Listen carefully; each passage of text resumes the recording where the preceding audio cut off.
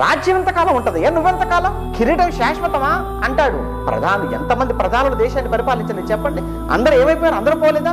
ఈ రోజున ప్రధాని మాత్రం ఉంటారా? ఎంతమంది ముఖ్యమంత్రులు ఏరలేదు? అందరూ పోయారు. ఇప్పుడున్న వాళ్ళు ఎవరు ఉంటారా? మనిషే శాశ్వతం కానప్పుడు మనిషి సృష్టించకుండా ఈ పదవులు అధికారాలు శాశ్వతం అంటారా చెప్పండి? అధికారాల కోసం మనిషి చేయని అఘాయిత్యాలు లేవండి. మనిషి వల్లని వంకర మార్గాలు ఏమున్నాయి? అన్ని అన్ని అన్ని ఏ రూట్లోనే అన్ని రూట్లోకి వెళ్ళిపోతున్నాడు, అన్ని మార్గాల్లోనికి వెళ్ళిపోతున్నాడు మనిషి. ఈరోజు అడ్డదారులు తొక్కుతున్నాడండి అధికారాల కోసం.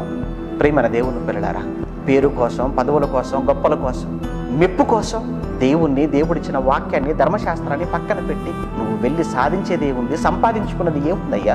నువ్వు ఏది సంపాదించుకున్నా, ఏది సాధించుకున్నా ఒకానొక రోజు అన్నిటినీ కూడా విడిచిపెట్టి వెళ్ళాలన్న సంగతిని మర్చిపోతున్నావా నువ్వు?